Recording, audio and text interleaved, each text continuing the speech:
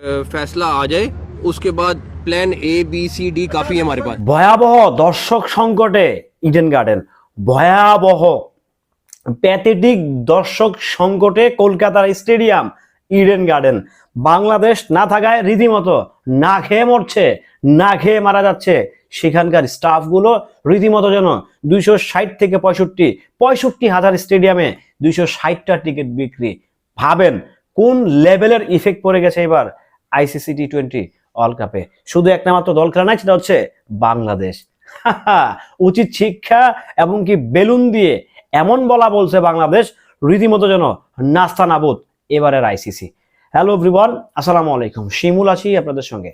T20 world cup যেটা স্বপ্ন বাংলাদেশের থাকে, বাংলাদেশ ওয়ার্ল্ড কাপও খেলে, সবকিছু ঠিকঠাক আছে, বাট বাংলাদেশকে রিফিউজ করেছে নিরাপত্তা জনিত কারণে। বাংলাদেশ শ্রীলঙ্কায় ভেন্যু চেয়েছে, বাট আমাদের ICCর যারা কর্মকর্তা আছেন, যারা ICCর মালিক পক্ষ আছেন, যারা নিয়ন্ত্রণ করেন, তারা রীতিমতো একটা দেশের পা চাটতে গিয়ে, একটা দেশের ঘু চাটতে গিয়ে এমন ভাবেই গুড়া চাটছে বাংলাদেশকে বাদ দিয়ে, রীতিমতো ফাড়া বাসের চিপায়, এমন ফাড়া বাসের চিপায়। ইডেন গার্ডেনের দর্শক ক্যাপাসিটি অলমোস্ট 65,000, সেখানে টিকিট বিক্রি হচ্ছে 1200-1300।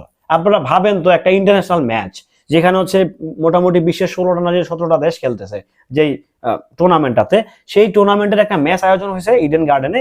বেশ কয়েকটা ম্যাচই আয়োজন হচ্ছে, 265, 180, 300, 1200, 1500 টিকিট বিক্রি হচ্ছে।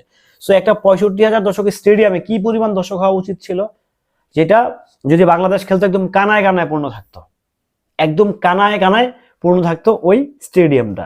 আজকে নেই কেন? কারণটা কি? কারণ যে চাটতে চাটতে চাটতে এমন চাটাই চাটছে তারা, এখন হুদিস।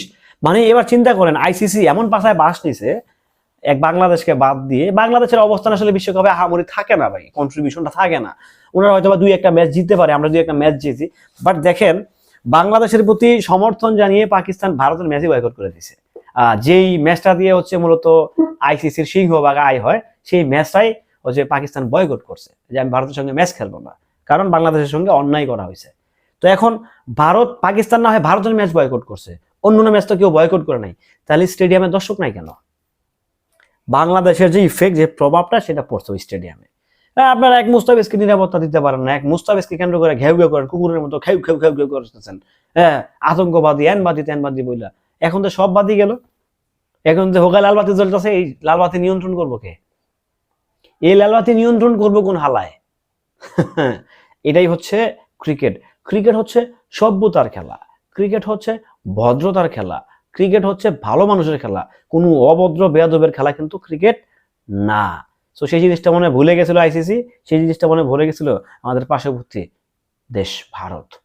তো এবার শিক্ষাটা নিচ্ছে হারে হারে, মানে এমন শিক্ষা নিচ্ছে যে শিক্ষাটা জীবনও পায় নাই, জিন্দিকে তো সেই শিক্ষা পায় নাই, সেই শিক্ষাটা এবার নিচ্ছে। যাই হোক, সেটা তাদের ব্যক্তিগত ব্যাপার, ব্যক্তিগত ব্যাপার সেবার, ব্যক্তিগত বিষয়বস্তু। বাট আই থিঙ্ক এবার উচিত একটা শিক্ষা নিচ্ছে ICC, দুর্দান্ত শিক্ষা নিচ্ছে। যে শিক্ষা থেকে তাদের পূর্বের যে বিশ্ব আসরগুলো আছে সেগুলো মানে 100 একবার ভাববেন যে বাংলাদেশকে নিয়ে আর যাই করি ফাইজলাইন করা যাবে না। ভালো থাকবেন, সুস্থ থাকবেন। ভিডিওটি কেমন ছিল অবশ্যই কমেন্ট করে জানিয়ে যাবেন।